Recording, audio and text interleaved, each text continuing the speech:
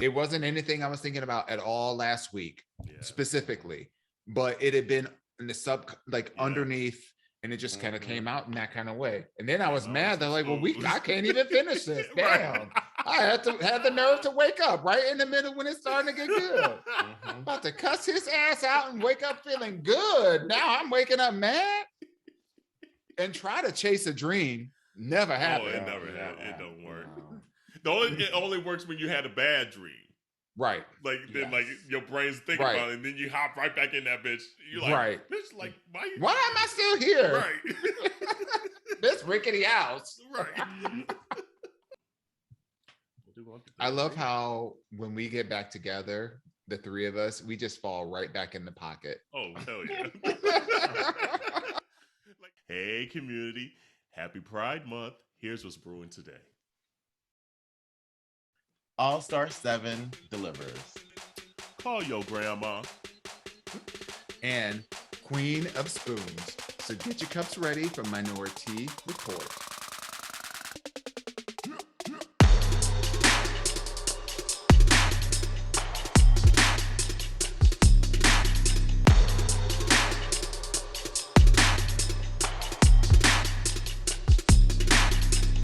Hey, welcome to Minoritea Report. It's Auntea Kerrel. Hey, y'all, it's Auntie Dawon. And it's Auntea Jerrell. Hey, she back. She back. I know, it's weird, even it's only been like 2 weeks since she's done an episode. It feels like forever. It does. It really does. It's weird.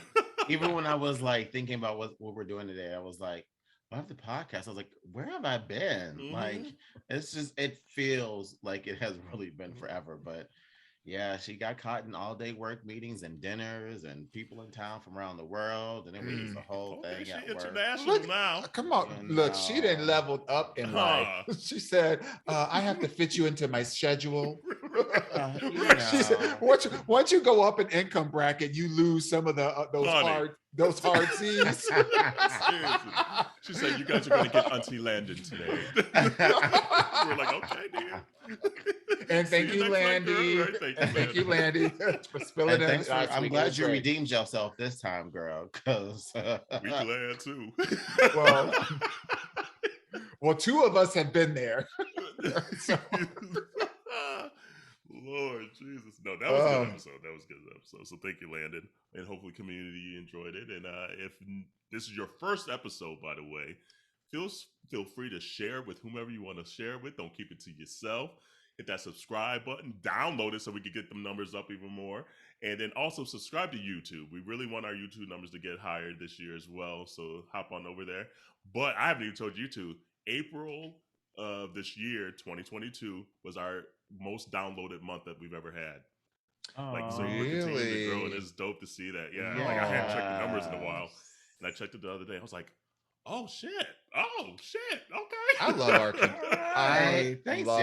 our community.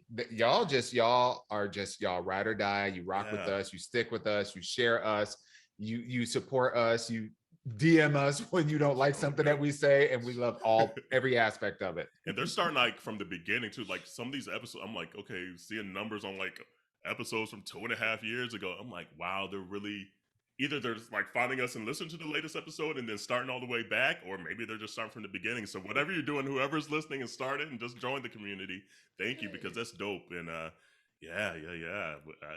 needed to hear that because I was feeling kind of down today. I ain't gonna lie, yo. Like I'm just like, there's just so much going on in the world, and I'm just so fucking exhausted. And then I got a text message literally, and I didn't tell y'all this because we were figuring out stuff beforehand. But I was around somebody who tested positive for COVID. So now I gotta go and find an at-home test and then find a PCR test because we're supposed to be kikiing in Palm Springs. Right. Let me tell you, if Rona get my ass again, she got me for my birthday. That was the last trip that I took. Right. And she give me a gift. Let me tell you, I ain't going nowhere. For the rest of the year, I'm gonna be parked in the house. Okay. She says that. Let me tell you. Let the record show at the end of the year. Well, let me say this. I'll be parked in Washington. I'll be parked in Washington. Okay. I won't be buying no plane tickets. No motherfucking way. Especially with these prices. I ain't wasting that money. Oh, so you best believe I'm not flying nowhere. Honestly, I'm so glad again. I am so glad that I booked the majority of my travel for this year, whatever travel thing that I'm doing. I booked all of that back in the spring and it was already like hiking up. Like I remember we have a bunch of us are going to celebrate my best friend Milos's 50th birthday in August. And we're going to Italy. So dancing some new tables. Okay. All right. Yes, you know, we international with our leather shoes on. Okay now. Come on now. We were planning this all the way back in January, February, and we started looking at dates. We were trying to lock down dates, and then we started looking at the flight prices, and like literally every day those prices were going up and up and up and up and up. And we're like, bitch, we got to make a decision because it's crazy out here in these streets. Like everything's like $1,000 right now. Yes. Palm Springs was like $1,200. I said, bitch, I live on the same side of the country as Palm. It normally cost me maybe $250. Yeah. Okay, like 2 weeks before.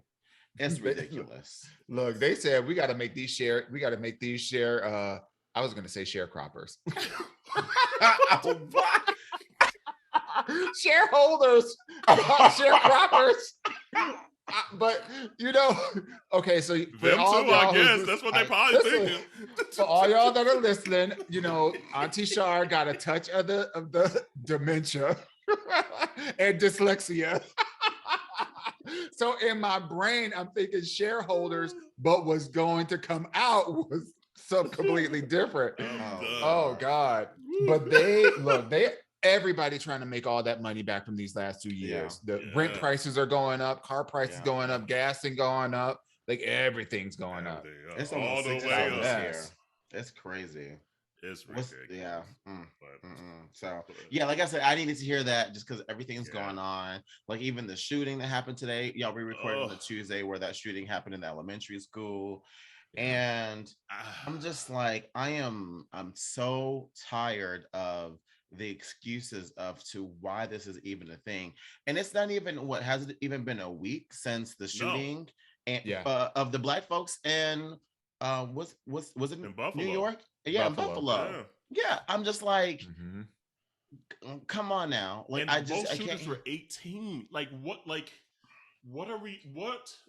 is going on at 18? And I get it, 18, your mind going crazy and shit like that. 18 is rough. However, what situation are we putting these kids in that's the thought to do this? And why is it so easy for them to obtain guns to do this? Why are you shooting up elementary schools?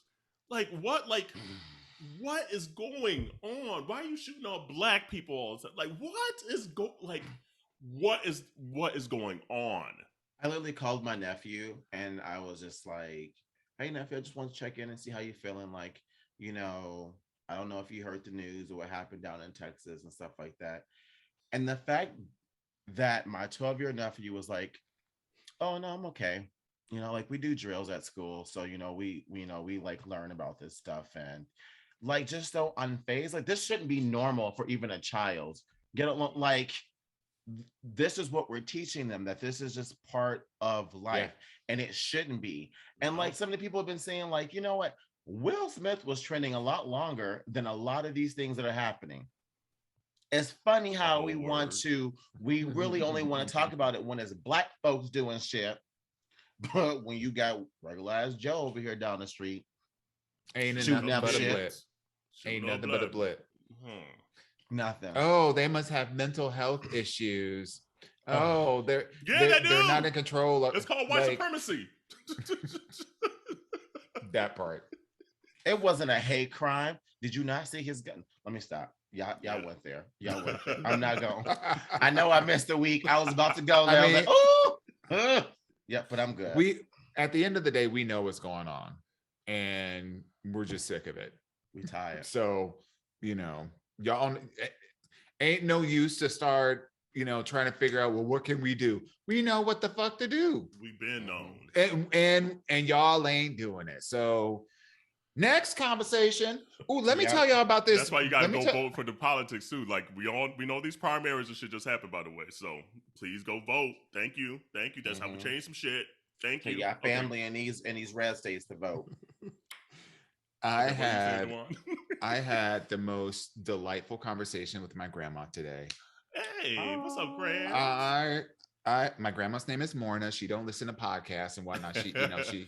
I never knew my grandma's name. Morna. I like that. Yeah, Morna. Like M-O-R-N-A. That's it. Yep. Okay, she was born in Priscilla, West Virginia, and you know, royalty runs in our family. So that DNA, we know. What's up, Auntie Elizabeth? Right, exactly. Uncle Charles. Right. I miss my Uncle Charles, y'all. And for community that's just listening, you're gonna have to go back a couple of episodes when we talk about, you know, DNA results for that one.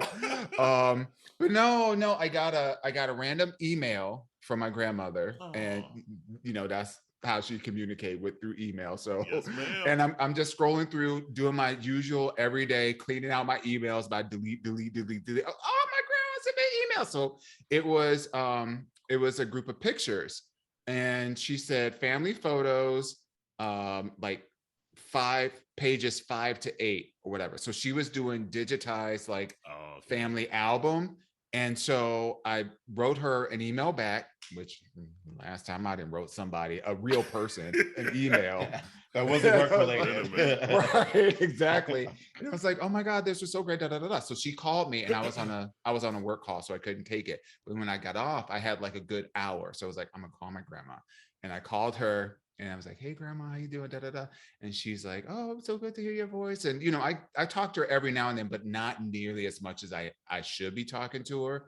Yeah. And so I was just telling her, I was like, it was so great to get that email from her with all those pictures, with like old family pictures of like cousins or whatever. And come to find out, she has sent like a whole bunch more that I never received. So, and she was like, yeah, this has been my project this year. So I've been, you know, capturing these pictures digitally and sharing them because I want the family to know about our family history and be connected and And we had a whole hour of just like, you know, basically I was just spending the whole time telling her how much I appreciate her, how much I love her, how many great memories. I was reminding her, not telling her, I was reminding her. Right, you don't tell no black right, you don't tell her nothing. You see, I caught that myself. You really did. Like, shoot, I was looking over my shoulder like, you told what? No, better than that. No, but I was reminding her about, you know, when I was younger and how she would tell us, you know, like stories at night, like when we would spend the summer with her and go to vacation Bible school, and you know, there were a couple stories that like I personally love. Like I loved the Bible story of Meshach, Shadrach, Meshach, and Abednego. So that one, if you all remember, in the fire furnace. And then, yes, and then there was another story that she used to tell, which was about Swami and the crocodile. And I was telling her that I didn't tell her this, and she don't listen to podcasts, so y'all don't tell her nothing. I'm gonna get a whooping.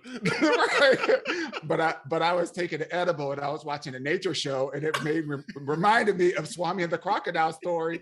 And I left that part out, but I was like, Grandma, I remember. Like, Grandma, I just took an edible, right? And first of all, if he took an edible, I'm surprised you told her anything. If you love, that's a word.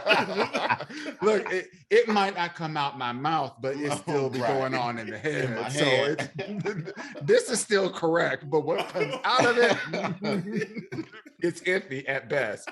But no, I just had it was a beautiful moment. It really was. And I apologized to my grandma because I was like, you know what, Grandma, I really need to be calling you a lot more. And, you know, and she was like, you know, Dawon, this just made my day. I'm so glad to not only get your email, but like, it was so sweet. And it just reminded me, you know, kind of like what you were saying, Jerrell, about like, you have to appreciate every single day and every single person that's in your life. Yeah. You know, 100%. so It That's was, Bro, one you it of just was had your nice. grandma too. exactly. I was gonna say, since the 2 weeks I was gone, I flew my grandma out here for Mother's Day. That was my Mother's Day gift to my grandma this year, and I treated her like the queen she is. Like, she didn't pay for anything. I said, you said that, I'm gonna make you play. You need some coffee, you need some tea, what you want to drink, you want a martini, like everything. Like, I was even rolling her hair for her. Okay, let me tell you, because my grandma still put the rollers in her hair, you know. Was it the Wait, hard ones or the sponge ones? The hard ones. Yup. It's the hard ones. Yup.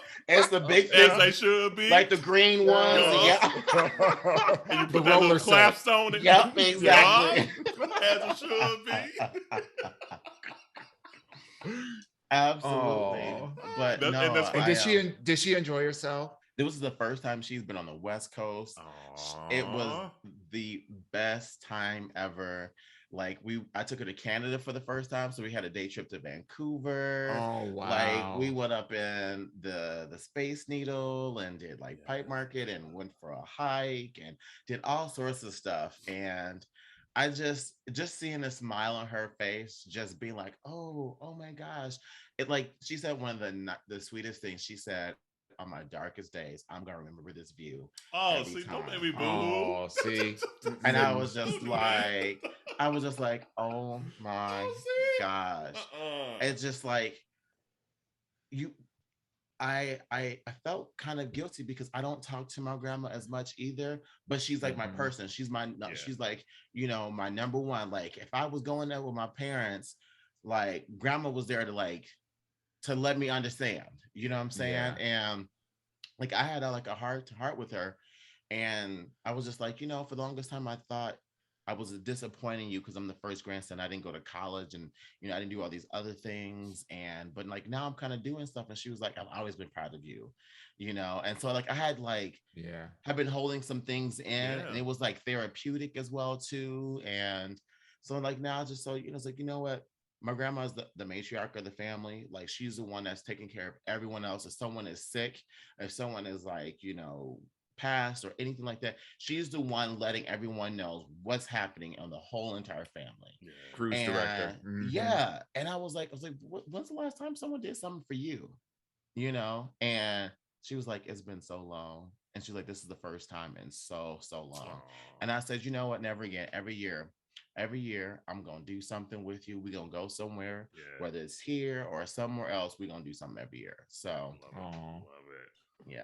And it's funny, you guys talk about family, like, literally, because of the shooting, like, I'm on, like, my dad's side of the family had a crazy text thread that I gotta mute because they be all day, every day. I'm like, y'all talking too much. But that mute button is a blessing, isn't it? It is.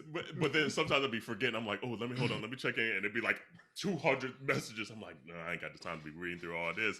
But then, like, on my mom's side, we're doing a family reunion this summer. And so they've since started kind of like a thread there. And they've been like saying, oh, love you guys. Like, seeing all the craziness, like, on the news. Yeah. So literally my phone's blowing up now. And I'm like, oh, I'll look at it later. But since y'all was talking, I was like, nope, let me answer right now. Because you just don't know. Yeah, you just don't know. Yeah. Family's everything, y'all.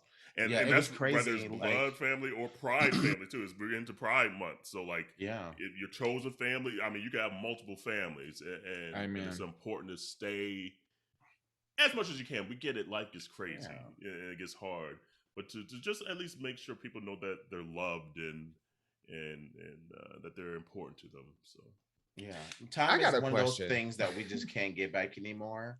You know, it's so precious, and we need to start making sure that we don't wait till it's too late. Yeah. Oh, Lord, I got a question for y'all. And this is totally off script, but have you ever had something happen in a dream of yours and wake up and then be mad that whatever happened in your dream, even though you know it was a dream? I feel like we talked about that because, like, Jerrell said he'd be fighting it. I do be fighting. Like, I don't see, the thing is, I never get mad, but I do be believing my dreams sometimes. Like, but not like the bad stuff, because the bad stuff is too and I don't want this on record for nothing. So not safe for podcast. Right. No, but like, for some reason I have been like, for the last 3 weeks, I don't know why, but I've been dreaming that I've been friends with Ponytail, Ariana Grande. And like, literally like we've been best friends. Like I've been like showing up at her tours and like kicking it with her, like texting with her. I don't know why, but in my dreams for the last 3 weeks, me and Ariana Grande have been best friends. And I literally woke up one day and I was like, oh my God, let me call this girl. Her. I sure did. I was like, I think this was a dream. This has to be. No, it took me a second. I was like, there's no way, bitch. I said, you really thought for 1 second you knew that girl. Like you scrolling through your phone, like for a second, I was thinking, I was like, oh, she didn't message. I know she know. No, I know her. That is funny. Why, Dawon? Like, what have you been dreaming lately that made you think of this? Well, it only happened once. And it was lately I've been having very vivid, like realistic dreams. And I've always had very realistic dreams. And a lot of times what I dream, it'll be something like very insignificant, and then it'll actually happen. So it's that whole deja vu kind of thing. But last night, this morning, I was in and out of consciousness and I finally fell asleep. And then I'll protect the innocent parties, but a friend of mine had moved, and so then I was visiting at their house, but it wasn't their house, it was their parents' house. And so we were getting ready to have dinner, and I was helping to set the table. So I go into the drawer and I grab the spoons and whatever, and I'm putting the spoons down at each of the place settings. And then my friend goes behind me, and they have the forks and the knives or whatever. Audio, he said quote unquote. He gave the quote, the air quotes. And my friend was coming behind me after I had started laying the things out, and I was laying them down. I started noticing that each of the spoons were different. Like they were different. They weren't the same kind of spoons. So some of them were smaller spoons, some were bigger spoons. And I'm like, wait a minute, should I be putting these out as dessert spoons, or are these soup like in my mind I'm doing this, in my dream, in my mind I'm doing this. Yeah. And then here they come picking up the spoons after I get them aggressively. And so I'm like, what are you doing? And then this person was like, well, who told you to put down spoons? I'm like, I'm just helping. What's the deal? It's like, well, in your house you can do things your way, but in my house you don't be putting. And I'm like, okay, we are talking about spoons. What the heck is going on? And then I woke up. Interesting. So is there some unfinished business between you and Seth's friend? I want to know exactly. I want to know who this friend is. and is it who I'm probably thinking of? So, oh gosh. And you know Dawon's never had loss of words. No, I'm just. You don't have to say it. You don't have to say it. But did this said friend just recently? Girl! Yes, you knew it! Y'all gonna put this in the chat so I know who it is. Do I know this person? Probably. The only reason why is because we had a similar conversation actually when I was out there for the play, when we grabbed food after. And I was just asking about this human being. So that's why it was the person that popped in my head. Let's see if it's the right one, though. Sorry, community, we leaving you out. But here's what it is. You know, yup. That's exactly what I was thinking.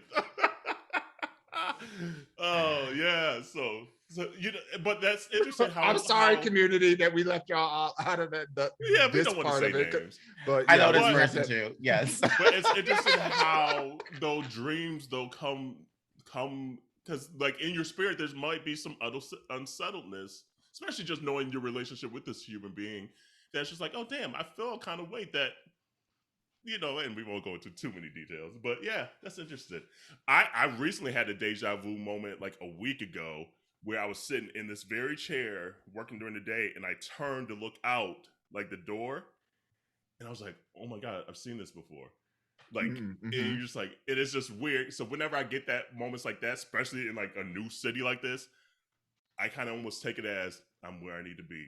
Whatever exactly. the reason why, I don't quite know why yet, but yeah, clearly, that God, just I goes say to God, but like whomever is So telling I me looked you're this on the up. right track. I looked this up. It says dreaming about a spoon represents progress in someone's life. The spoon symbolizes good benefits that will come in many ways. In general, this dream shows your significant progress in the best case. However, it all depends on the emotional strength you have to run well in challenging scenarios. So I'm assuming because they were big and little spoons, big and small spoons, you were like, okay, I'm okay with it. No, actually, I ain't okay with it. Actually, I got a bone to pick with this person. No, that's what the spoons represented. You going back and forth about how you felt. Baby, when I tell you I woke up hot, I woke up hot. Like I am the Queen of Decorum. How are you gonna tell me? First of all, let's just talk about the spoons. I am the Queen of Decorum. You know my lineage. I woke up so hot. I was like, and you know, this whole dream happened in a span of like 8 seconds. You know, it wasn't like a long thing. It's just like a snippet. And I woke up and I was just so mad. I was just like, how in the hell this motherfucker gonna tell me what to do with goddamn spoons? First of all, I'm the guest in the house. So whatever I say, I don't care if it is your damn house. Let's talk about that. And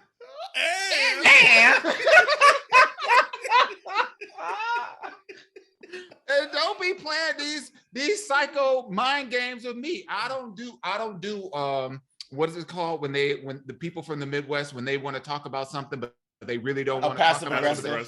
That shit. Couldn't even get the words out of my mouth. See, this is how we know each other. I don't even play them games. I don't even know what the fuck it is. Do you play? Nope. No. Never heard the word. That's funny. Like like my dreams, and I think I've shared this before too, like literally always stems around music a lot of times. And it's always me trying to wake myself up to grab my phone to hum the melody into my phone. And literally I will have fights with my brain in my sleep. Like I remember when I wake up, either deciding if I'm going to wake up or not wake up. Is that like, that's some like multiverse kind of shit. Like, and wake up mad when I didn't wake myself up to do it because now I done lost the tune. Mm-hmm. It's bizarre. But then like I have multiple voice notes of you hear me in the middle of the night just going, da, da, da, da, da, whatever it may be in my head, to lay it down so I don't forget. I will wake myself up like saying something petty in my dream and be like, like I will literally, I will wake up and be like, and I'll be like, did I say the whole thing? How much of that did I say out loud? And sometimes I'll be looking at Fizz, I'll be like, Corey be talking in his sleep too, and I'll be listening to him. I'm like, ooh, just say the wrong thing. Just say the wrong thing. I really do. I'll be saying some shit sometimes. I'll be like, oh, I can't stand that. And I just wake up and be like, oops. That is a wild experience to be in the bed in the middle of the night and all of a sudden you wake up out of your sleep hearing your whoever, next to you saying things in the middle of their sleep. And it's just like, wait, are you talking to me or are you? There's been many times dreaming. Like sometimes with Corey go to sleep before I do. And if it's long enough, wherever that cycle is, when that happens, I'll come in to go to bed and he'll be like talking. And at this point I just know, and I'm like, okay. And usually it's like when he's maybe a little more burdened, something's like stressing him out a little bit. And so the brain must be extra working. But yeah, it's often. Like it could be nightly, honestly. Yeah, same here. Like, wow. I can hear Jerrell. Yep. Okay. Or like the four words I wake up out of my seat saying all the time. Hold up. Jerrell in his sleep. Wait. Yep. Wait a minute. Jerrell be clapping in his sleep. Why is Jerrell's dream vocabulary the lyrics to a Little John song? Yeah. Okay. It really is though. Okay, what's up? Shut up. Shut up. Boom, boom, boom, boom, boom, boom, boom, boom, boom, boom. Oh, that's a bop. Boom, boom, boom, boom, boom, boom, boom, boom. Oh man! Can I just say this ain't have nothing to do with the community? He said, "Hell no, ho! You know they polo." Yeah. Favorite line of the whole song. Sorry. Could I just say this whole conversation ain't have nothing to do with the community? Nothing at all. Nothing. 30 minutes and I'm sorry, community. This is just three friends just reuniting. Don't act like y'all don't do it either. Don't act like we the only ones, or y'all don't know somebody who knows somebody who do all this, okay? But and if you had a dream that made you mad when you woke up, tell us about it. DM us, let us know. Let's normalize this. Let's normalize this, okay? Absolutely. Let's talk about our subconscious. Okay? What's the craziest thing your partner didn't said in the bed when they were sleeping? They didn't know. That's what I want to know. Or maybe they wasn't sleeping. What was the crazy thing they done said to you in the bed? Did they done whispered into your ear? What's in that bottle? You know that pre-drink cornbread. That's what I say in the bed. No, that's what Fizz said. He said, "I'm gonna eat your cornbread." And Fizz cracked me up, by the way, in that chat. Fizz be nasty, y'all. We need to get Fizz back on here. Girl, I was ready to throw him away. Okay. We was in the chat, Dawon, just talking about like Palm Springs and shit. And Fizz was in there just talking reckless. First of all, you know, we might as well say what he said. So what he had said was something about like, oh, we were talking about should we get a bigger place and for more space. And Fizz was like, oh, y'all can have our bathroom because I have Jerrell's mouth to pee in. I said, and I was like, gay gas. Drip. I didn't even know what to say. And he came with it so fast. He did. And I was just stuck. And he just kept going with it. I was and you know, we was fueling it. We're like, what you saying, Fizz? They were not shit. They was hyping him up. I said, don't have that man get left in Palm Springs. Oh my God. See, all he and I ever talk about whenever we do talk, it's architecture and art. Right. So Fizz be having these moments. I'm like, oh, okay, Fizz nasty. Okay. Let it all out. I'm telling y'all. But Jerrell never said no in the whole thread. Let me tell you. He said, hush up, shut up. No, she said, she said what one woman won't do, another woman would. Shut the fuck up. Oh, Jesus. Oh. It's a no for me, dog. It's a no for me, dog. It's a no for me. Hashtag publicly. But what you do in the privacy of your own. No, let me tell you, I was just surprised that he was, you know, this friendly in the group. Because y'all know Fizz, he likes to keep quiet and stuff like that. Yeah. But he's one of them like behind the scenes shady hoes. Like he'd be saying some shit. I'd be like, oh my God, who are you? And I'm like, And every now and then he'll toss it out, like if we're at the bar or something, he'll toss out a shady moment, be like, oh, I don't speak English. They'd be like, okay, bitch, I heard your shady moment. Right. Now you don't speak English. Oh, look, I don't even know. We ain't get to nothing on this list. A lick. I don't even know what's on it now. But, okay, so should we start with Rupaul? Ooh, All Stars. Yes. Okay. We're 32 minutes in. Do we do Rupaul first or do we do Ask Yo Aunteas first? Let's take a break. Okay. Take a little tea break. Jerrell said, okay, then shit. We interrupt this episode for very important information. That's right. You've been asking for it for a long time, and we have heard you. Yep, it's been a long time coming, but it's finally here. Yo Aunteas got merch. Hey, that's right. You know what? We got tees, we got long tees, we got sweatshirts, we got fanny packs, there's just a whole gamut of stuff out there. So go and check that out. We are so appreciative of your love and support, and we are so excited to launch it. Girl, where can we find it at? Ma'am, they can head right over to minorityareport.com to check out the selection.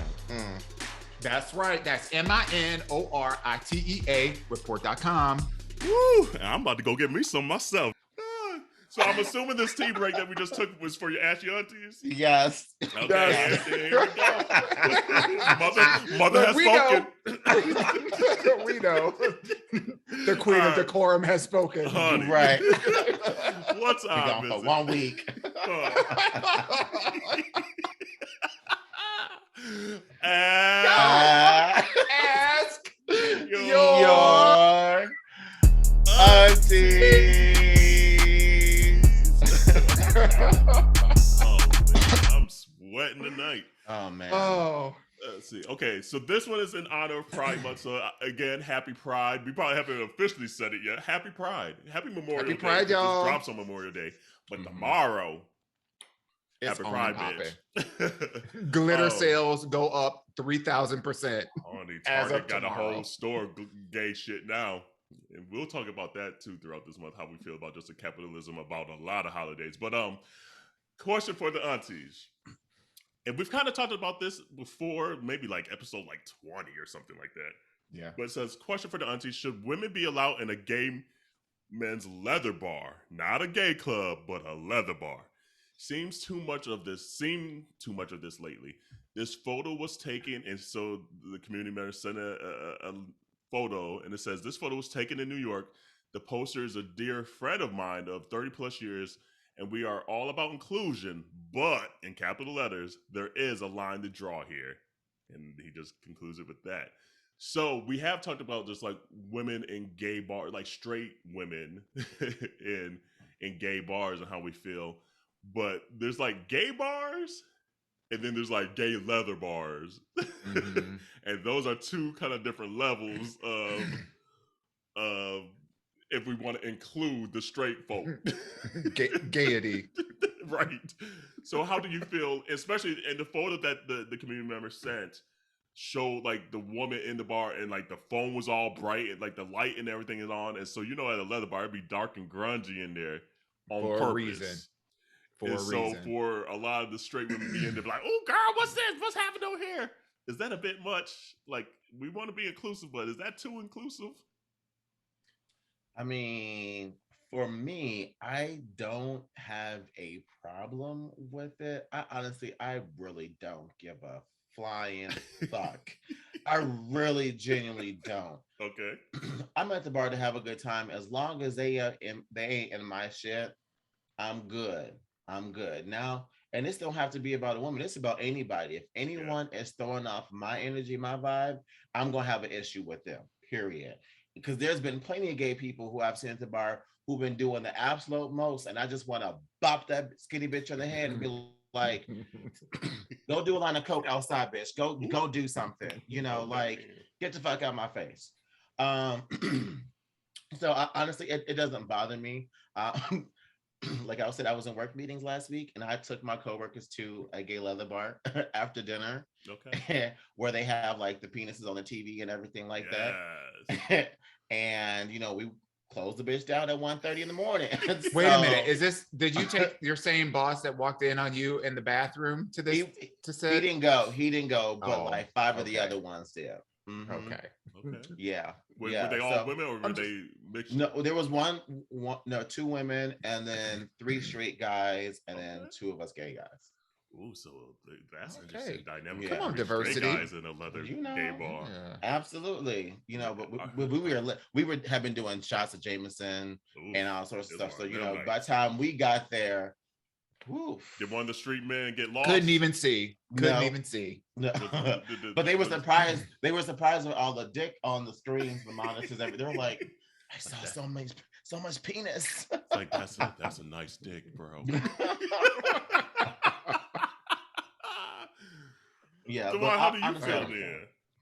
I feel I have 2 thoughts. I feel like whoever's friend brought this person or went with this person to the leather bar, as Queen of Decorum as I am, they had an obligation to inform said friend about the rules and regulations of going into a stat of said bar. Yes.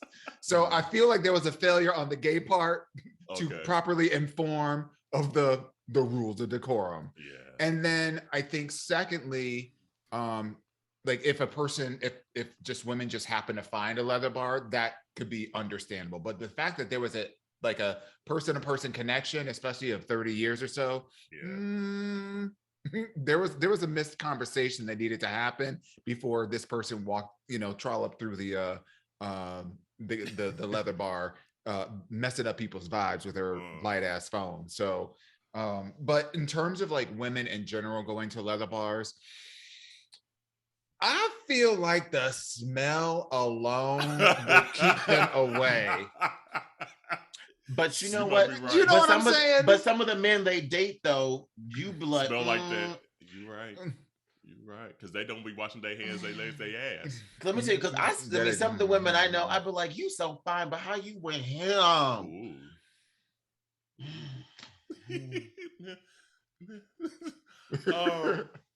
I think I genuinely agree. Like, if you, especially like the Eagles of the world, like, I mean, that's a very specific bar within the gay community.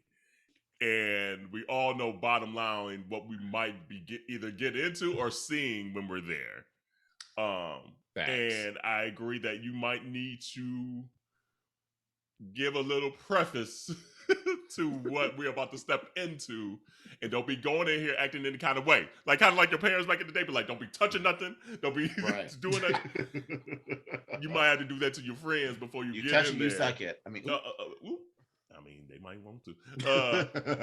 So because like, and this is the hard thing, and we've kind of always talked about this. It's just like, as much as we want gay to not be a thing, like an issue, sometimes you still want your community in your own space, And sometimes when you see, because like he even said, the person sent another video, and that I'm looking through the comments of like another girl at another leather bar, and she's like up on stage dancing for all the attention and stuff like that. And he says, taking that fault line, no, boys are getting blowjobs in the corner by the fire pit. Why is she here? Just saying. And she's like literally dancing on the stage. So stuff like that is just like, you've seen it like the bachelorette parties at the gay bars and things like it's like they're fighting for the spotlight because they're so used to being maybe fawned over and things like that at straight locations. But in this location, this is not your scene, boo-boo. This is not your scene. Turn that bright ass light off. Like, trying to get my dick sucked down here, and you just showing everybody, maybe I want everybody to see whatever, and not I, Kerel. Well, I mean, I would, but the proverbial I. But so that's the part where it kind of rubs me a little wrong way, because it's just like, there's just rules and regulations to the game of being in a gay leather bar that you are fucking up now, and now you're rubbing, like Jerrell said, like killing the vibe and rubbing me the wrong way, because you're in our space, even though we want you inclusive, but you're in our space. Shit. I think I think for me, like, because I never look at it like fighting for the spotlight. Like I said before, I see it more of as it finally being a way for them to kind of let their hair down without having to worry about someone coming for them. You know what I'm saying? Because when a woman goes to a gay bar, unless she's fine, we ain't speaking to them. They get to go there, and they're the fly on the walls, and that's why they end up being like that, because I think they know that they're not going to be hit on in the way that they may be that aggressive. They're in a safer space. Yeah, absolutely. I mean, but at the end of the day, it's still our space, and I just feel bad, because how do you create a space like that for women that still also has inclusivity without it then being taken over by, straight dudes? Because the truth of the fact is, a lot of straight dudes ain't coming to the gay bar because, they booty holes too tight. And they be like, ooh, I don't know. Oh my God, everyone wants me. What ain't even the fucking case, But that's the reason why a lot of straight dudes don't come to the gay bars, is because they're like, oh no, I don't want to be around that. Yeah. So I just can't imagine straight women creating a space and it not being bombarded with straight dudes, because that's how men are. They're trash. So but let us be trash at the leather gay bar. Shit. I just want to preference too, by the way, the Eagle in Minneapolis, which is where the writer is from. Yes. Okay, we do have women that goes to the Eagle, but mostly they are part of the community. They have their homework because, like the softball league, a lot of the teams do fundraisers at the Eagle. So a lot of straight women that go there know, okay, mind your business. This looks like this eagle story is from the one in New York, which is a whole nother. And there's different levels of eagles. Yeah. By the way. Yeah. And this is the eaglest of the eagles. It is the eaglest of the eagle. Drop down and get your eagle on, girl. I know we've talked about this almost ad nauseum, but I am a bit conflicted with this notion that cisgender straight women are infiltrating gay spaces because they feel safe. Yeah. And that to me feels like part of the reason why I don't, this is just Dawon talking, and you don't have to agree with me or whatever, because I didn't ask you for your opinion, but this is our Ask Auntie, so I'm gonna tell you. I don't have a lot of straight women friends, but I do have straight women friends. I don't have a lot of them. Right. I have very few. And the reason for that is because I find that I am energy attracted to women who are independent. And so, because the last thing that I want is to be around some chick that's like, oh, we should be friends so you can help me get dressed, or we can go shopping together. Like, bitch, I am not your accessory. I'm not a goddamn dog. So while there may be other gays out there, and if you're triggered by this, I'm sorry. It's just not my ministry at all. And I'm not, no shade to you and what works for you. But for me, I'm not about to be some accessory to somebody else's life. And I'm damn sure not about to be an accessory to some straight woman's wife who needs help getting clothes on. Sorry, not gonna do it. No. So I do take a little bit of an issue in community. Let me know if I'm wrong or if you feel similar or whatever. I just want a follow-up question. I guess, how does that correlate to the bar? Well, what I was saying is that I don't like the notion that straight women are using gay men. And so by going to gay bars and being in our spaces, they're using our spaces to make them feel safe. And I feel conflicted about that, because in your pursuit of you trying not to be hit on other people, you're dancing on tables and fucking up my vibe over here when I'm just trying to get a cocktail. Literally a cocktail. Yeah, no, it is a so I'm conflicted. Because on one hand, you want them to feel safe. You want them to be safe. But then on the other hand, it's like, I no longer feel like I could bring my entirety to this bar because your energy is kind of not meshing with my energy right now. That space is what that particular space is for. We done all had a drink or two knocked out of our hand because some drunk ass white girl, excuse me, but let's be clear, the kind of girls that we're talking about they can't handle themselves. So they come out and show out in our place, then they end up ass up on the floor, face on the floor with all the other stuff that's going on the floor, whatever, because you can't hold your little Shirley Temples. And now I gotta miss out on drinking on my cocktail. No, I'm not. Sound like he's about to say jerking on my cocktail. I guess I've just had like several different experiences, like, because that's never been my experience. And I guess because when I go out, I really don't check for no motherfucking body. When I go out, I go out and I'm just with the people that I'm with. And the only thing I'm checking for is danger and safety at that point. That's the only thing else that I'm concerned when I go out. I'm not going to people watch. I'm not going to try to talk to other people. I'm the type of person that when I go out, I'm going there just to be focused with the people that I came there with and create those memories with other people. So I guess I don't really check for a lot of shit from other people. And I guess I really don't pay much attention to girls. I've had more horrible experiences with other gays at the bars than I have with girls. So that's my experience. And but, just to be clear, I'm not saying that every time I'm going out, I'm like, Oh no, I didn't scope of say the room that. to see how. No, I know, but I want look. We got listeners, and they be like dissecting all the conversations, right? And they want to come for us in the DM. So let's just make it all the way clear. But yeah, let's make it all the way clear. I've had more issues with other gays in gay bars than I have ever with women in the gay bars. So I guess that's why it doesn't bother me, because the ratio outweighs it. My experiences, my fucked up ruined experiences have not been greater because of women. It's been greater because of other gay people at the clubs. So for me, I guess I don't care. So maybe the answer is in us gays, if we plan on bringing our straight female friends to something like a leather gay bar, which is very specific and different than the gay bar. Yes. Please preface them, mind your damn fucking business. Yes. Don't be in there shining no damn light, because now you are taking away from our safe space. Yes. You should be adding to the safe space, not taking. Yes. I feel like this shit needs to be like a questionnaire, you know, like have you been here before? Have you tried poppers before? Do you know what this is Pam? like? Leave my girl alone. I love me some Pam. What's up, Pam?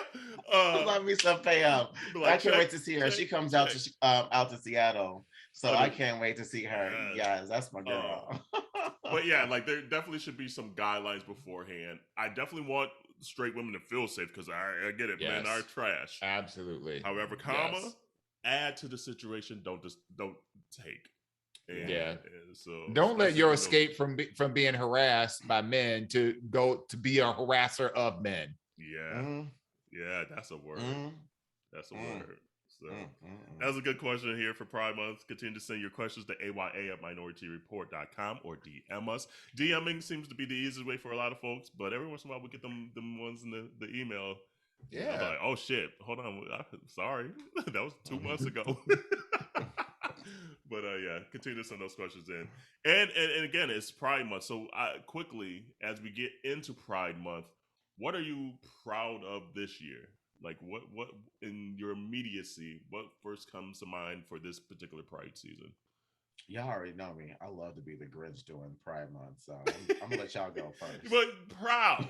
Then next week I'll ask you what's the Grinch for the month. I love being black in front of gay white people. That's what I'm most proud of. Period. He likes to be remarkably black. Right. I'm proud of the vast amount of progress and representation that people today are exposed to, because now more than ever there are so many references, positive references to gay life, gay couples, interracial couples, singles, truples, whatever, that's out there. And 10 years ago wasn't the situation.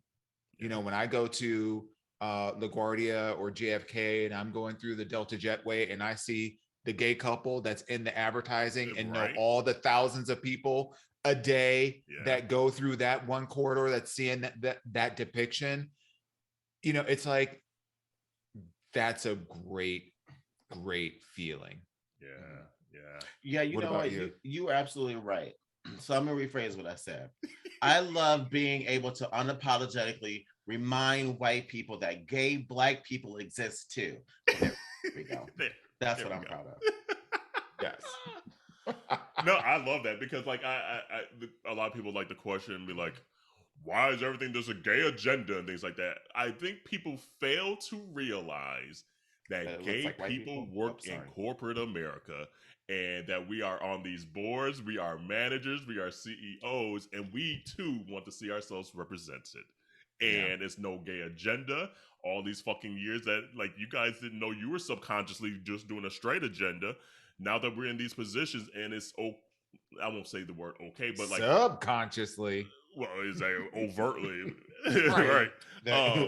But now that we are legally able to get married and things like that, and it's our norm, which has always been our norm, But now that we're in these positions and have always been in these positions, we can overtly too put ourselves in these ads, put ourselves in whatever it may be.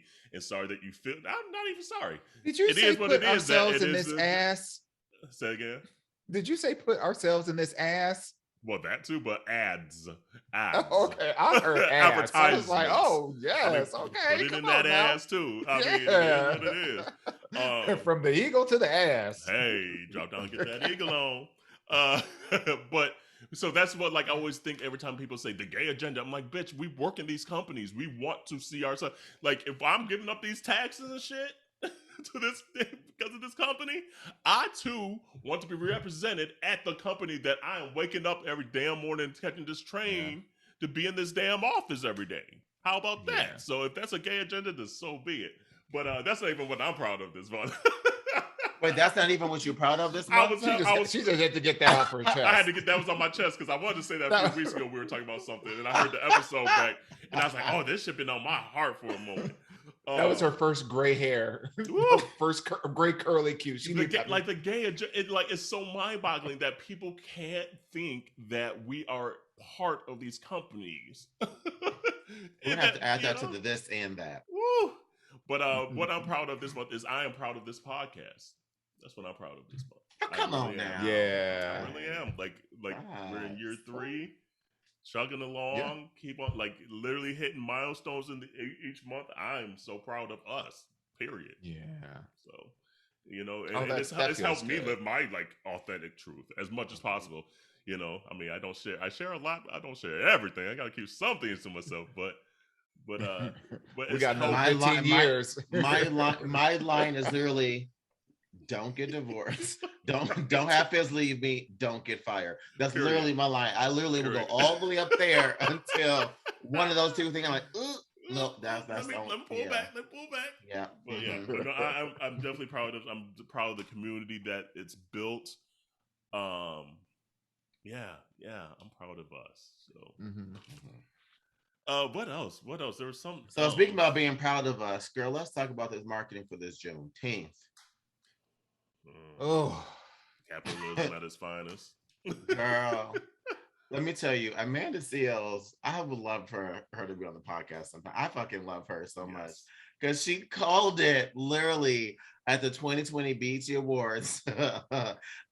She literally said, don't let them Cinco de Mayo a holiday. Sure enough, bitch, here we are. It's coming. Oh yeah.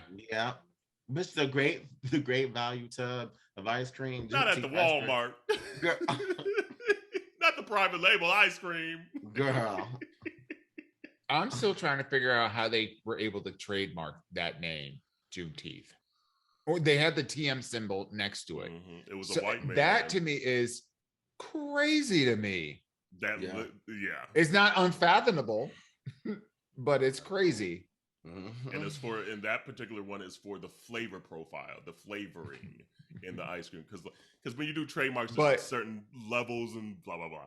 But it's next to the word Juneteenth. And it looks like it's they trademarked Juneteenth. They did. They trademarked Juneteenth to be able to utilize flavoring.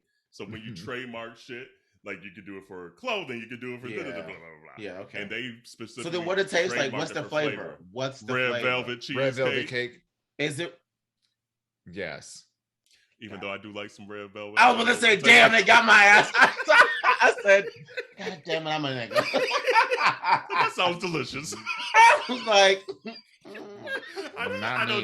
When I said that, I was like, but what it tastes like though. Did you see how the way I said, well, damn. I really thought about it. I was like, that sounds good.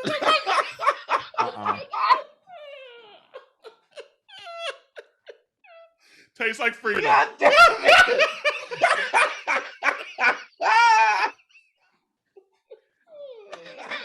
I'm so weak.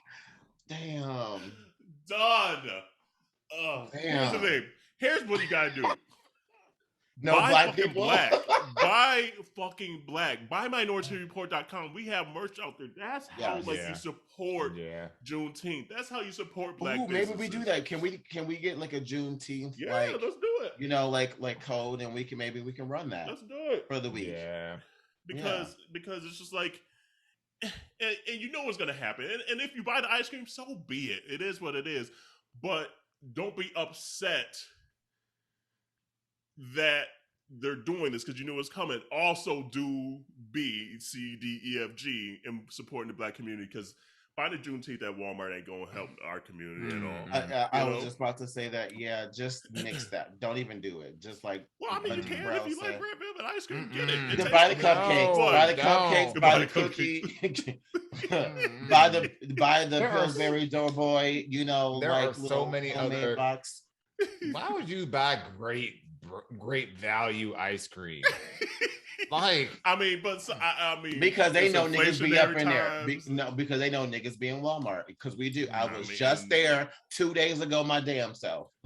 They know. Did you get it? No, I didn't. I didn't even know it was there. I'm glad I didn't. It's like, bitch, if I would have saw it though. Look, we do it because of Black folks. We be up in Walmart. We be up in Walmart. They knew what they were doing. They knew. Demographics. They knew. Absolutely. That was a marketing thing. Hats off to them, but niggas don't fall for it. Please don't. Exactly. So please don't. Because you got to shop where your coin goes. And a lot of our people, that's where our coins, a good stretch to make our coins last for our community. So they can't get the Bluebell ice cream because Bluebell ice cream costs like $10. Costs too much. The great value is like $3.99. I mean, I want some ice cream. Shit. You know? But also support Black owned businesses. Like, because I get it. Sometimes your coin just won't help you do something else, but save up and at least support someone, or whether it be help marketing someone. You might not even need to buy anything. Help, like, share your stories, share whatever it may be. Free. Yeah. It's free to share, to like, to comment, you know, to recommend, you know, Black owned businesses, to review Black owned businesses with a 5-star review. Like, those things cost nothing. Nothing. And that's a great way. Right. Like, that's a great way to spend. That's a great way to spend all of, you know, like, for these next 17 days leading up to Juneteenth, or how many ever days there are. That's what you could be doing, is like literally finding Black businesses to do nothing but just share them on your social media and write 5-star reviews. How can we make that a TikTok challenge? That would be so dope if somehow we can make that like a TikTok challenge where you like, where you do like, you know, my 10 that I left a review for, and you like point to them to give them all like shout outs and stuff like that. Absolutely. Let's do it for like, Palm Springs. Yeah, absolutely. Minority Report, baby. And we're queer, and we Black. So that's double dose this month. Come on. And we reference 2 music birds, all one the time. stone. It's Black Music Month at that. So we reference music all the damn time. 3 birds, 1 stone, bitch. Yes, baby. Well, have fun. Y'all too. You still ain't been yet. We need to make that happen. Yeah. Get some? I'm waiting. We wait for these flight prices to go down. Right. That's what we all. That's what we wait. It don't cost nothing to add me to them group chats. Auntie Landon, where's she at now? Where's she at now? Right. Oh, next topic. I'll stay out of grown folks' business. Y'all know I'm just playing. I want the community out there. Intruded. Right. I was like, oh, y'all going to Palm Springs? Look, I don't want the community thinking there's like an uprising starting amongst the aunties. This is how we be. Juneteenth month. No, right. Hardly. Oh, Jesus. Okay, so we're at an hour. We gotta save some time for Drag Race. All Star 7. Let's get into her. Okay, first question: is it living up to what you thought it was going to be? Let's start there. I don't have a bar because this is my first All Stars. Oh, I don't have a bar. Because last season was the first season. So this is a benchmark for you. Yeah, the only other kind of All Stars, I guess, would have been like UK versus the world. Like that was. No, we won't. But that one. And I only did it for my sis Mo Hart, so that was the only reason why I even watched it. But I will say right out the gate, it was way better than this last season. I'm sitting here just like, did I just sit through 4 months of that? Yeah. For shit? Like, Mm-hmm. and I found myself getting into that, and now I'm mad. Now I am mad. I feel robbed that was my first season. Yeah, I'm like, I really committed to that track. No. I am just gapped. I'm goops. Okay, like because a couple weeks ago when we talked about it, when they announced it, I was like, oh, I don't think the older queens are gonna do that well. Bitch, they my faves. Bitch, they my faves. I'm sitting there just like, showed out.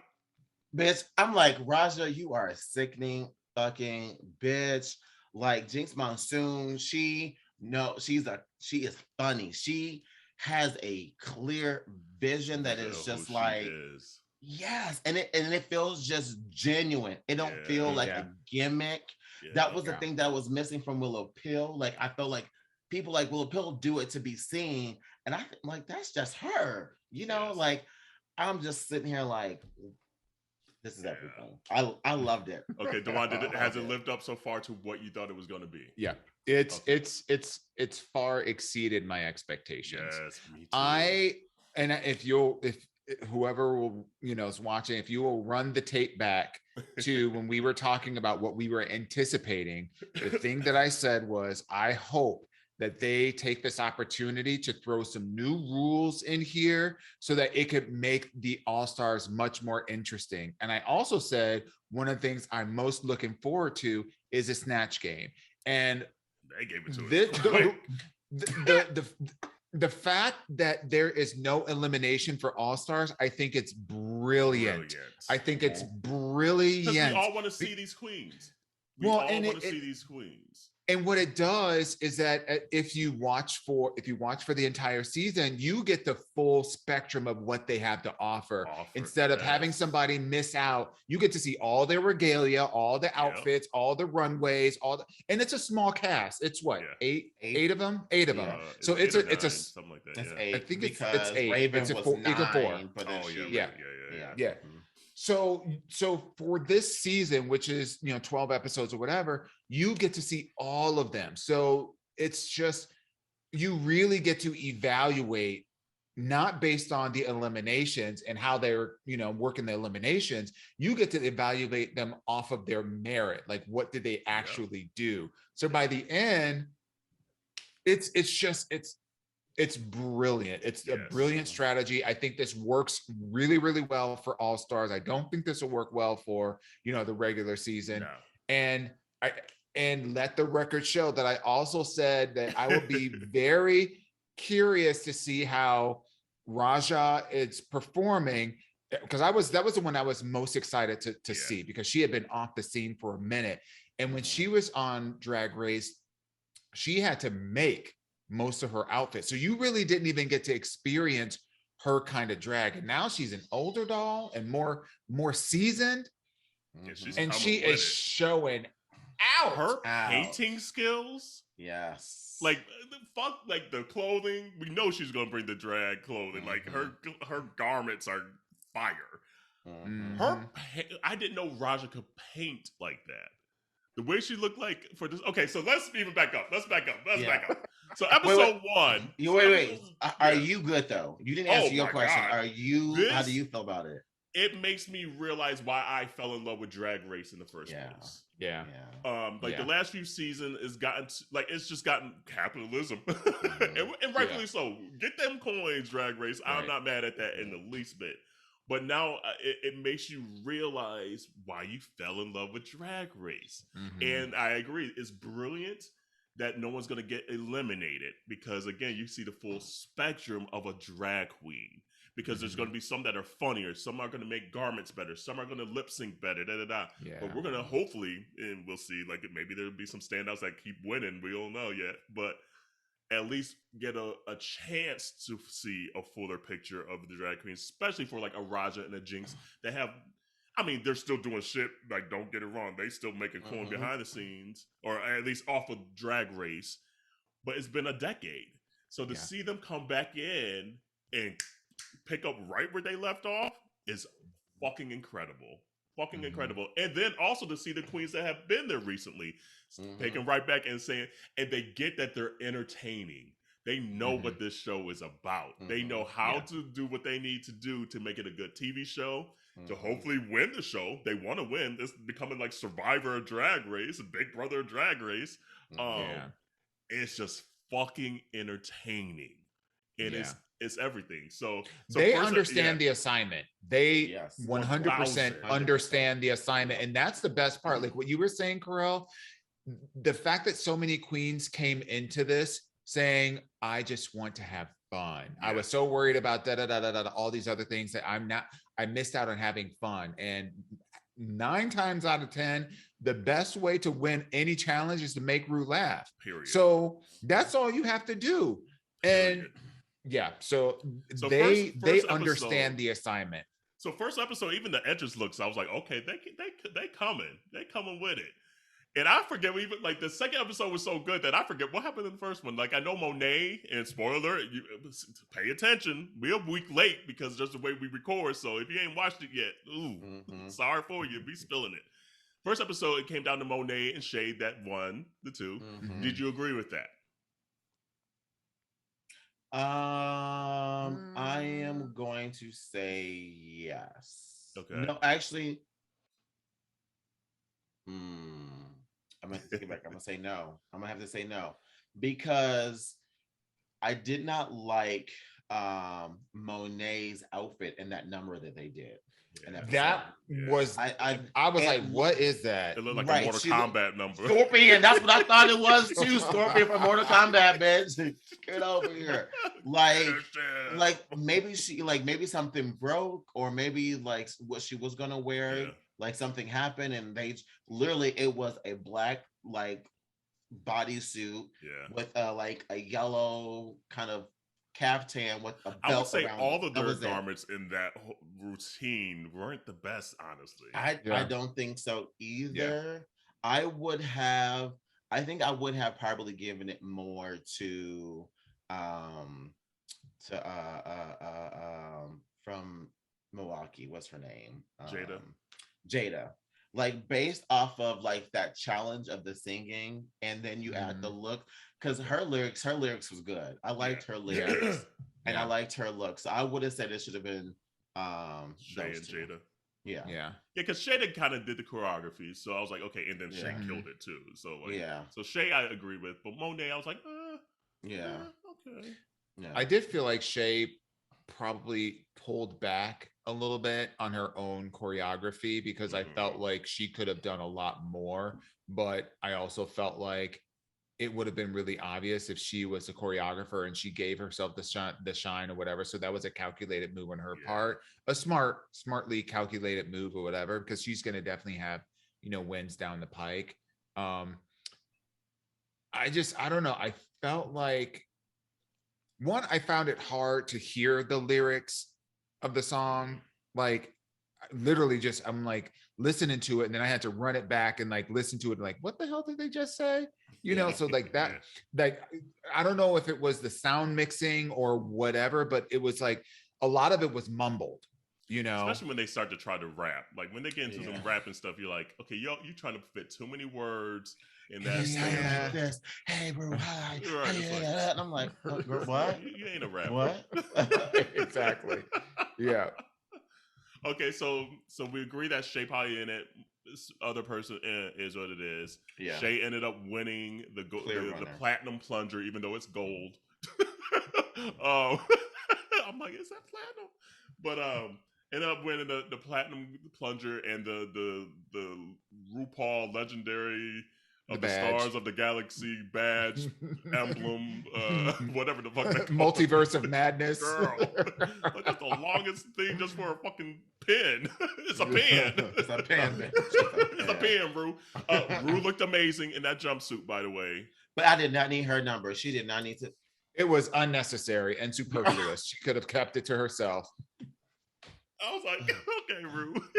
Rue is gonna get her song on this day. Let me tell you, the editing. Shout out to the editing people of that, because I don't think you had much to work with because you were cutting the shit out of them frames, bitch, to make Look. it look like a performance. Listen. And not Cameron Diaz being like, oh, really? Right. Right now? I said, Cameron, you don't gotta sell it that part. Oh bitch. shit, hold on. Naomi. Oh, yeah, Naomi Campbell. I would have gagged and whooped and cried too. Yeah. Naomi I honestly looking like I honestly felt like she was being too kind to the queens. She was. Because I've seen her show. And when Naomi Campbell, said, "I'm a Campbell- mom now." she said, "I don't need no more lawsuits. I'm tired of picking up trash at the side of the roads in London." The lawsuits need to go to my kids' college fund. But she was a bit soft. And my other critique of the entire show, they're being way too soft on these. I feel like the critiques need to be tougher because now there is an elevation of the drag that they're seeing, and the critiques need to be just as surgical. There was a lot of love going on, like, oh, you were just so wonderful and da da da. I was like, no, bitch, you're not a judge. Crunchy. Right? Come on, your wig fell off because in episode.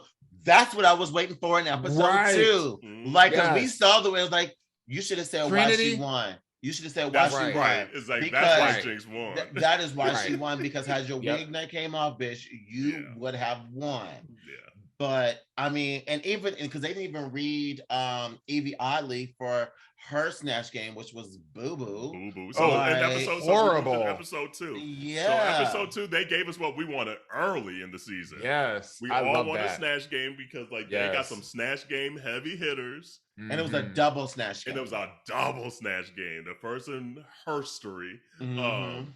So first round, and I'm trying to remember the order. First one was like Mike Tyson and the Devil and all that. Who won the first one? I would say it was.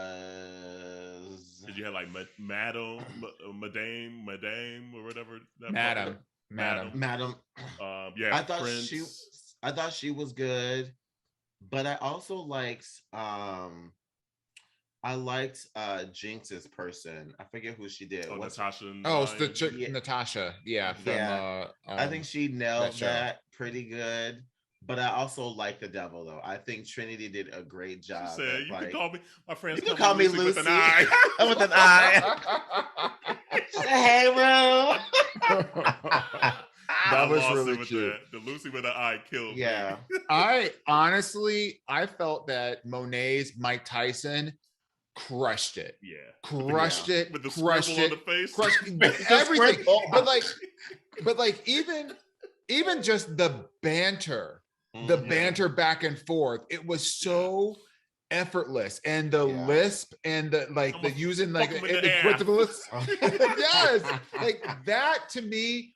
I don't know how it got overshadowed by some of the other performances because that to me, like if she could have done that for the whole snatch game, right? She would have been up there. She would have been in the top for sure. Yeah. I don't take away from Trinity's Devil. I don't take away from Jinx. I don't take away from Raja, but in my opinion, I think Monet won. Mike Tyson was so I would say that like the work that goes, I would say that was more work behind being a character. I think she nailed that.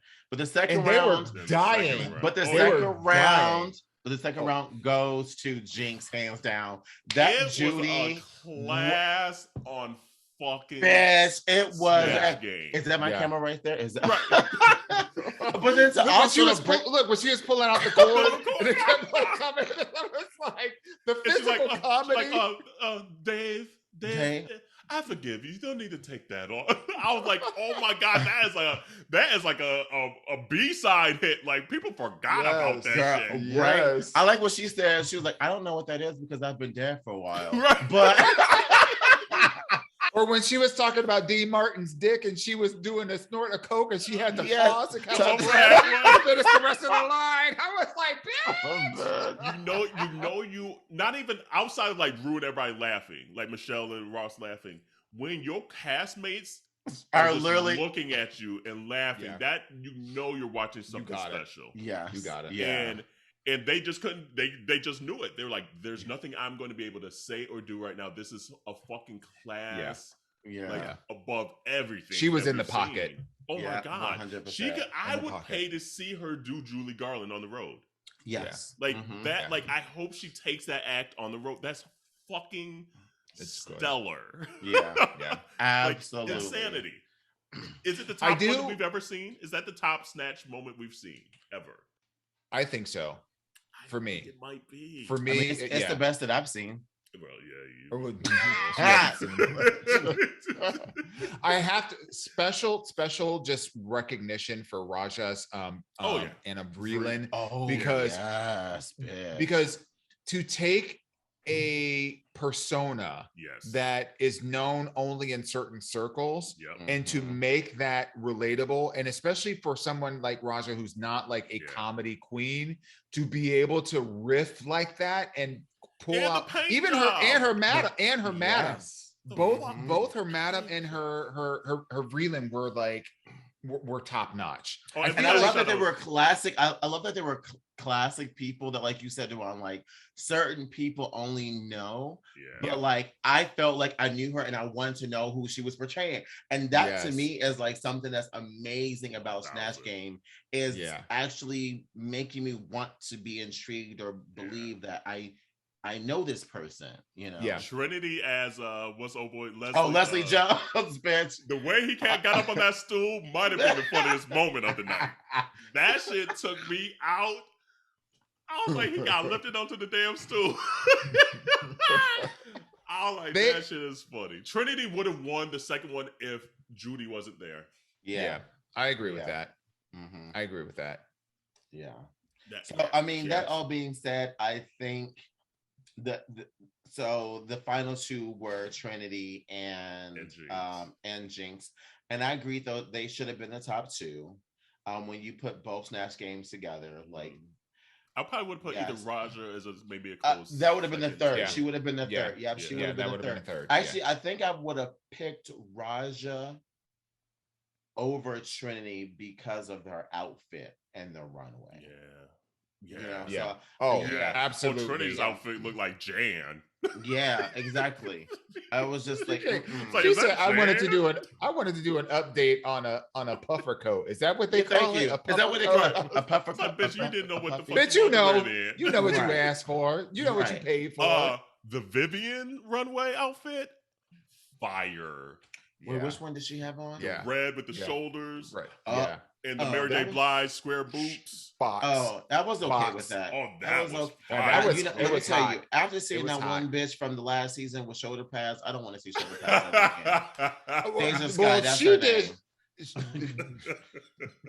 She did it the wrong way. She did it the wrong way for sure. Every fucking week, I did not need to see shoulder pads. It actually was a little bit reminiscent of I'm trying to remember if it was Willow Pill or somebody else, because there was another look. I think there was another look. I think it was Willow, but Willow didn't have really exaggerated shoulder pads. And in that episode, they read her for that. It's like, oh, you could have gone further with that. And I feel like she kind of went further with it. Oh, I thought she was fine. Her and Raja's Louis the 18th, 15th, 26th, 38th was next level. It was next level because it was periodic without being costumey. Right. You know what I mean? And which I felt, which is Jinx was. Jinx felt more costumey. Yeah. It felt very leather Mary Poppins to me. Like, which is Jinx's drag. Like, so I'm glad she didn't try to do something not in her lane, but we've kind of seen that. You just made it in 100% poppy colors. Jinx is always going to look like she's going to the Renaissance Fair to me. Period. Every single time. You know what I mean? And that's not a read. That's not a read. It kind of was, though. Have you been to the Renaissance Fair? Yes, and I see them outfits, bitch.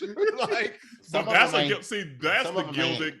That's what we should have saw at the Met Ball, though. The Gilded Age. That's what some shit we should have seen there. We should, we should have seen But Monet looked pretty. I like the brown though. Rue was right. I love the brown. That Monet was stunning. Yeah.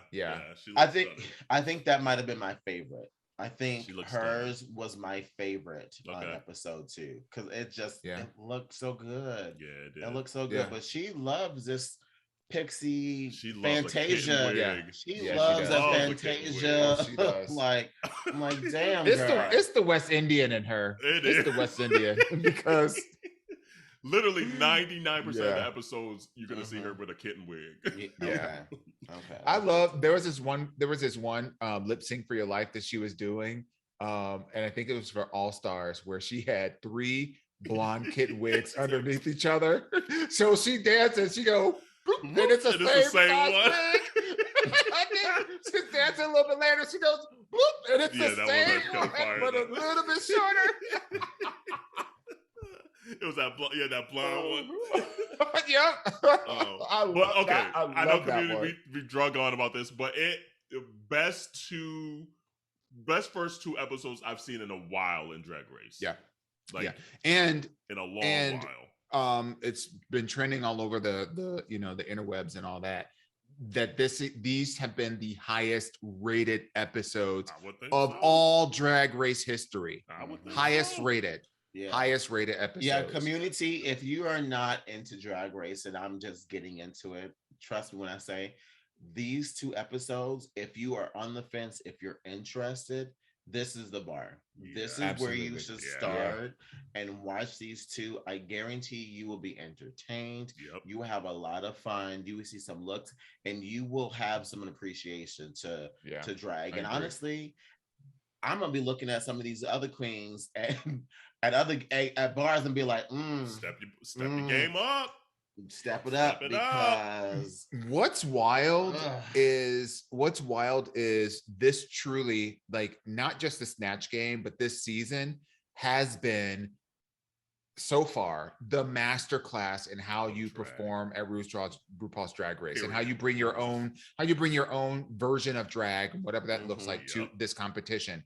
And now I'm gonna be looking sideways at every single other season that comes on after this, because it's like, okay, I get that you might not know how to sew, but do you have eyeballs?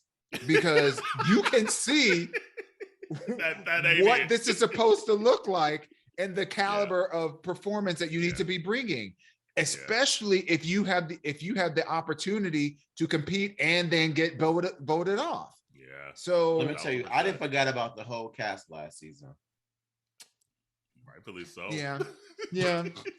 Well, I mean, I forgot about them halfway through because I remember when that reunion came on, I was like, who is this? Orion Sky. I leave my Grand Rapids, Michigan queen alone. But you're right. And one last thing, Jinx is playing the game the right way. I would have done the same thing. Yeah. I'm glad. And Monet said, oh. Jinx said, no, I'm going to vote for someone with a star. Absolutely. And Shay was smart too. That's why she gave it to Trinity. Because who won the next week? And Trinity. Rightfully so. Right. Like that's the best way to do it. And Trinity was on Shay's season. It came down to who won that season. Violet, Shay, and I think Trinity may have been third that season. So Shay know Trinity's game, and then Trinity went and won All Stars 4. So Shay only had 2 choices. No, I take that back. She had 3 choices going into that who to block. It was going to be either Jinx, Trinity, or Raja. And Raja was the wild card because her Snatch Game was okay back in the day, so you didn't really know what you were going to get. Especially in the first episode. But those would have been the 3. Evie, step your game up, boo. Yeah. Your Snatch Game was kind of boo-boo again. But you could tell, I feel like Evie's about to come with something special, though. You could already tell her painting game has gotten better. Yeah. Her outfits, I like the crayon one better than the anime one. I actually like the anime better than the. Oh, did you? I thought the hair for the anime was cool because I've never seen a blown up hair like that. So I've seen it. But she delivered very anime. I knew exactly what she was going for, which I just feel like it was a little wrinkled. It was like. I wasn't impressed by either one, to be honest with you. I'm with you. Because if I had to choose of the two, I'm like, because even her crayon look, there was like a football undertone to it. Like there were the football shoulder pads and blah blah blah, and then she was wearing like jock straps, but the jock straps were white. So everything was crayon, but then you see the jock straps underneath, and I'm like, well, why didn't you color that? And that's what got me. It's like those little things that Michelle Visage girl step your pussy up. Yeah. Call that shit out. Little details. Like so if something is wrinkled, you back there with steamers and whatnot. Yeah. Make sure your picture perfect. Yeah. So community, hang with us. We're gonna be critiquing. Like we're excited about this season. Yes. Yeah. Excited, and like it seems like the next episode is gonna be a sewing challenge. So they're gonna be making I'm excited about this season. So we're gonna watch it. It's the ball. It's the ball. So they're gonna have multiple. The ball. Woo! Yeah. Woo! It's about to be a ball. Yeah. It's gonna be a ball. I can't wait. So community catch up. Paramount Plus is where it's at. I had to go back and buy Paramount Plus. I had let mine. Thanks, Auntie. And I had forgot. I was gonna say, yeah. Well, it was literally like because I had watched it late that night, so I didn't know if you was up. So I was like, I won't watch this shit now. So I was like, whoop, let me just resubscribe right quick. So it is what it is. I did the one with the Showtimes because there's a couple shoes on Showtime that I was like, okay, I'll check that out. Whatever. Girl, I have both. You got both. So damn. You're right. I fucked that next time you need to re-up. Just call your Auntie right. Char. I went in. Set that calendar reminder right now for cancel. Exactly. Because like I went in to watch it, I think the day after, and I saw that it had already been watched. I was like, I know my girls, my sister already got in there and watched it. Hell yeah, because that shit was starting to trend. So I was like, fucking A. Yeah. So I was like, let me get in here and watch this tonight. I have not seen a hateration about that episode at all. It's been nothing but love, and I love it. Yeah. So they chose the right cast. Whoever did the casting of this season, bravo. You did right. You did right. So, yes. Well, community, stay safe out there. Again, our thoughts are to the families in Texas, the families in Buffalo, the families in California. Stay safe out there, y'all. And to all Black folks everywhere around the world. We love y'all. Is that and brown communities, because it was a brown community that they done shot up. So it's just like, stay safe. We're thinking of you. Wash your hands, wash your legs, wash your ass. See you next week. Bye, y'all.